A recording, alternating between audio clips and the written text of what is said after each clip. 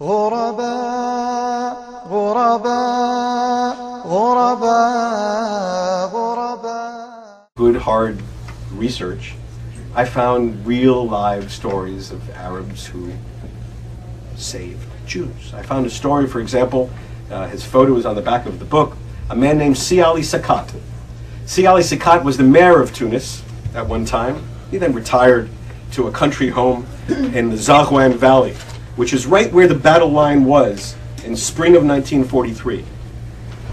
And at one point in the heat of battle, 60 Jewish escapees from a slave labor camp, knocked on the farm door, knocked on his farm door, looking for refuge.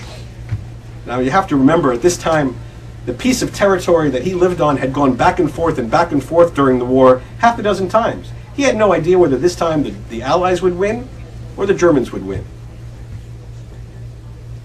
He let them in, all 60, and gave them refuge until the battle was over and the Allies had come through. He's a hero. Or there's a man named Khalid Abdul Wahab. Khalid Abdul Wahab was a notable in the town of Mahdia, in a coastal town in Tunisia. One night, he learned that a German officer was going to rape a beautiful, blonde, blue-eyed Jewish woman. Khalid got to the place where that woman and her family were hiding. They had already been kicked out of their home, which the Germans had taken for barracks. He got to the place where that woman and her family were hiding, knocked on that door, and said, "You have to come with me."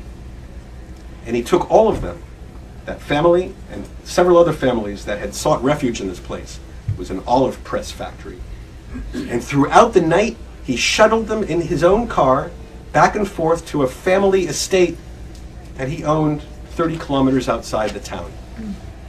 And he kept them there for 6 weeks until the Allies expelled the Germans from his town. Now that story was told to me by an amazing woman who was the daughter of the woman in question. She was 11 years old at the time. She grew up 60 years later. She had been trying to tell the story for 60 years and nobody would believe her. غرباء غرباء غرباء ولغير الله لا نحني الجبال غرباء. It's a story you've likely never heard, one told through the faces of these Albanian Muslims who risk their lives to live by a code of faith and honor called Besa. We are going to protect anybody who asks for our help and come to that, and we're promising to take care of them and help. The exhibit is opening eyes throughout the world. You don't have to share the same faith, you have to respect each other's faith. Pictures of Albanian Muslims tell a lifetime of stories. This man hid Jewish families, saying, "I did nothing special. All Jews are our brothers." The head of the Bektashti sect, with more than 7 million followers, tells the story of Albania's prime minister, who gave a secret order during the Nazi occupation. He said, "All Jewish children will sleep with your children. All will eat the same food. All will live as one family." They were among the people who, at great personal risk, sheltered Jews and protected them in their homes, and did so out of a religious obligation. In post-World War II Europe, it is said Albania is the only country to boast a greater number of Jews than before the Holocaust.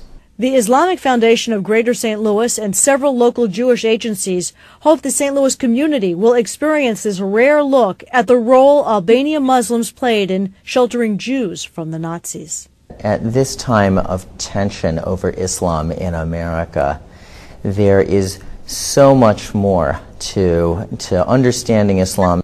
غرباء غرباء غرباء ولغير الله لا نحني الجبال غرباء.